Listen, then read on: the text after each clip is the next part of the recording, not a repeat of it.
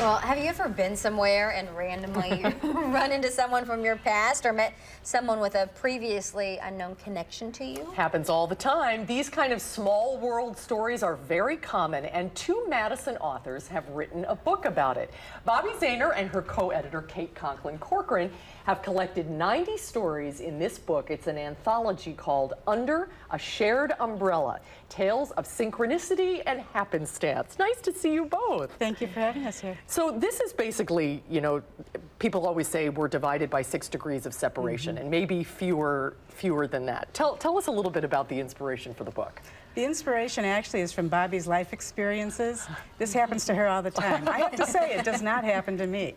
But she wondered at one point if it happened to other people. And I think that it's more like 2 degrees of separation. 2 degrees of separation. Well, the world is small and getting even smaller now with social media. We had a little bit of an incident. I guess it's not necessarily, it's sort of happenstance. When Bobbi walked in, she said, "You and I did a story together 19 years ago." Yes. So that's a little bit of what we're talking about. But tell us about, like, some of your life experiences that motivated you to put them in a book. Well, those kinds of things are coincidences, and we all get that light feeling that we kind of like and get excited about. And I think that when the odds are wildly different, and that gets a whole nother level of feeling. I call it scoochy. It's not even a real word, I know. But it just gives you that uplifted feeling and happy, and it makes everybody feel good. Go ahead. Sorry. Go ahead. No, sorry. Do you have a coincidence story that, I mean, that first comes to several. mind? Yeah. Kate's got some marked. I think that she can tell you. I picked out a few from the anthology just to give you an idea of the kinds of stories we're talking about. We have 26 Madison authors because it started as a project with people that Bobbi knew. Because she also had a chapter in a book that went international and asked for people to send stories of synchronicity, we have stories from New Zealand, Australia, France, and England also. Wow. So I just wanted to mention a couple of them. One sort of typical one, a woman went to church in London, England. She was only there for a semester while her husband was a visiting professor there.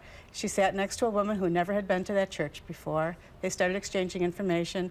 The woman's husband was an exchange at the University of Wisconsin-Madison. That's a great one. example. Another was a health club instructor or manager here in town who went to Haleakala kind of on the spur of the moment in Hawaii with her family. They didn't take the tour, they drove themselves. There was one other car there. She went into the bathroom, and there is somebody from her club in Hawaii. The interesting ones from Australia and New Zealand, well, Australia particularly, this man travels everywhere. He has since he was in his 20s and the 70s.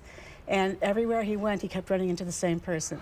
They didn't know each other before, but they would find each other in some remote place in Nepal or in Thailand, and they would just run into each other many times over the year, and eventually became intentional about it. Yeah. So those are some of the stories that we have in the book. So, Bobbi, what do you think is the takeaway from this book? That we're all connected in ways that we don't even recognize? Absolutely, absolutely. And I think that the connections within those stories are exciting, but the connection that the reader or the listener feels is universal. And it's in times right now, there's enough divisiveness going on. I think that we need to have feel-good stories. Oh, especially this week. It's been a difficult week. It's nice to hear about something positive and uplifting.